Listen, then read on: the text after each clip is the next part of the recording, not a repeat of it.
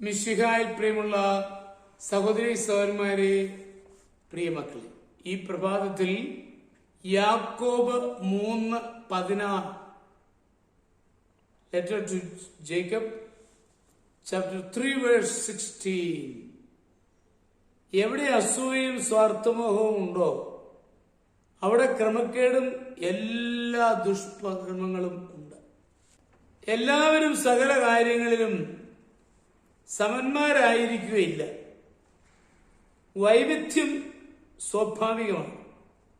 ധനപരമായി സമത്വമുള്ളവർ തമ്മിൽ ബുദ്ധിയിൽ വൈവിധ്യമുണ്ടായിരിക്കും. ബുദ്ധിപ്രാപ്തിയിൽ സമത്വമുണ്ടെങ്കിൽ അവസരങ്ങൾ ലഭിക്കുന്നതിൽ വ്യത്യാസമുണ്ടായിരിക്കും. ആരോഗ്യത്തിലും സൗന്ദര്യത്തിലും വൈവിധ്യം സ്വാഭാവികമാണ്. ബാല്യകാലത്ത് സഹപാഠികൾ സമന്മാരായിരിക്കും. ജീവിത രംഗങ്ങളിൽ നിലവ്യത്യാസം സംഭവിക്കുന്നു. എല്ലാവരും ഉന്നത നിലവാരത്തിൽ എത്തിച്ചേരുകയില്ല. നാം ഉന്നത സ്ഥാനത്തെ എത്തുന്നവരാണെങ്കിൽ മറ്റുള്ളവരെ പറ്റി അസൂയ, വെറുപ്പ് ഉള്ളവരായേക്കാം.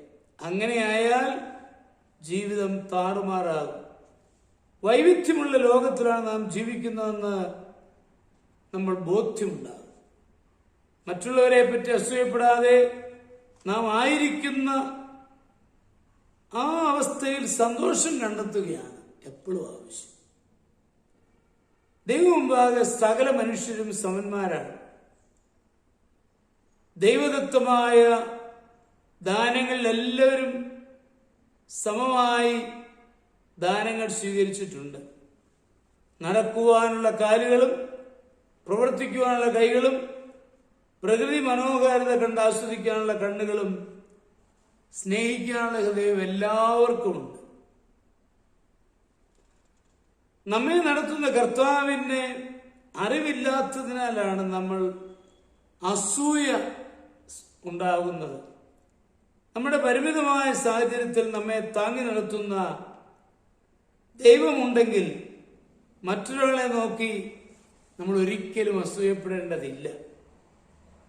ദൈവത്തോട് ചേർന്ന് നമ്മുടെ ജീവിതത്തിനായി നമ്മൾ പ്രവർത്തിക്കണം. ആരെയും നോക്കി അസൂയപ്പെടുകയും ചെയ്യാതെ ദൈവത്തെ നോക്കി ജീവിക്കുകയാണ് ആവശ്യം. നമ്മുടെ കർത്താവ് മിശിഹായുടെ കൃപയും പിതാവായ ദൈവത്തിന്റെ സ്നേഹവും പരിശുദ്ധാത്മാവിന്റെ സഹവാസവും പരിശുദ്ധ അമ്മയുടെ മധ്യസ്ഥതയും നിങ്ങളെല്ലാവരോടും കൂടി ധാരാളമായിട്ടുണ്ടായിരിക്കട്ടെ, എപ്പോഴും എപ്പോഴും എന്നേക്കും. ആമേൻ.